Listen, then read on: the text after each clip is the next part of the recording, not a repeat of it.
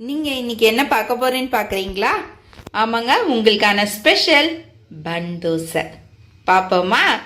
பொருட்கள் நான் இன்னைக்கு 2 டம்ளர் புழுங்கரிசி எடுத்து ஊற வச்சுருக்கேன். 1 டம்ளர் அவல். நான் எங்கள் வீட்டில் இப்போ நான் இது உடம்புக்கு நல்லதுனால சிவப்பு அவல் எடுத்துருக்கேன்.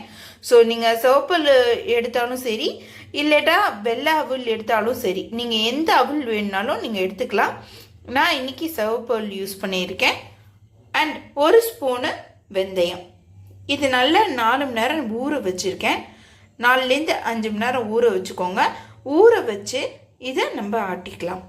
ஸோ நம்ம மாவு நல்லா கலந்து இந்த மாதிரி அரைச்சி எடுத்துக்கோங்க. அரைச்சி எடுத்து தனியாக அப்படியே வச்சுக்கோங்க.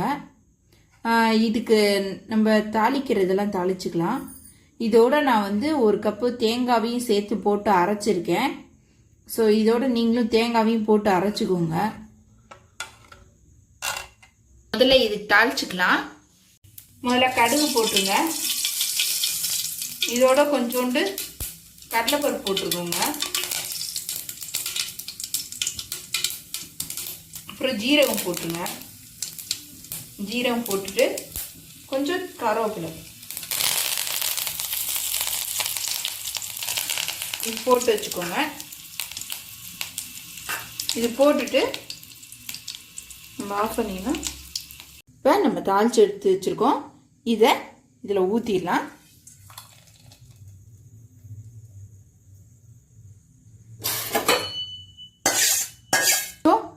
இது நான் இன்னைக்கு ஒரு 3 பெரிய வெங்காயம் எடுத்து நறுக்கி வச்சுருக்கேன். இதை இதில் போட்டுடலாம். நல்லா பொடி பொடியாக நறுக்கிக்கோங்க. பொடி பொடியாக நறுக்கின பெரிய வெங்காயத்தை இதில் போட்டுக்கோங்க. போட்டு ஒரு கலரிடுங்க. கலரிட்டு இது சைடில் வச்சுக்கோங்க. நம்ம கொஞ்ச நேரம் ஆகட்டும். அதுக்கப்புறம் நம்ம இது தோசை ஊற்றிக்கலாம்.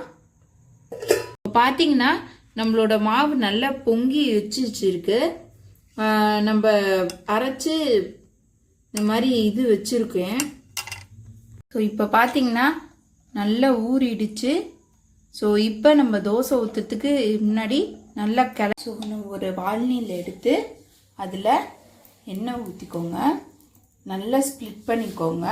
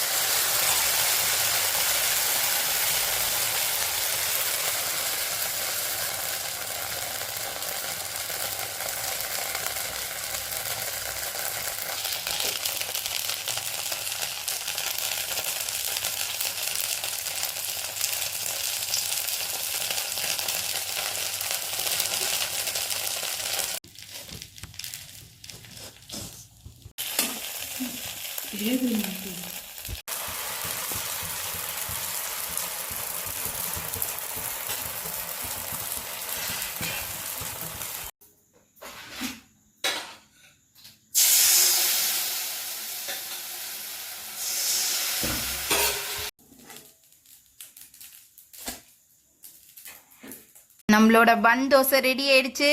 வாங்க சாப்பிடலாம். மேலும் இதே மாதிரி நீங்க வேற ஏதாவது ரெசிபி வேணும்னா மறக்காம என்னோட சேனலை சப்ஸ்கிரைப் பண்ணுங்க, லைக் பண்ணுங்க அண்ட் ஷேர் பண்ணுங்க. அண்ட் கமெண்ட் செக்ஷன்ல வேற என்ன ரெசிபி வேணும்னு கமெண்ட் பண்ணுங்க. நான் நெக்ஸ்ட் வீடியோல உங்களுடன் சந்திக்கிறேன். நம்ம வீட்டு தாத்தா பாட்டி சேனலை சப்ஸ்கிரைப் பண்ணிக்கோங்க. பாய்.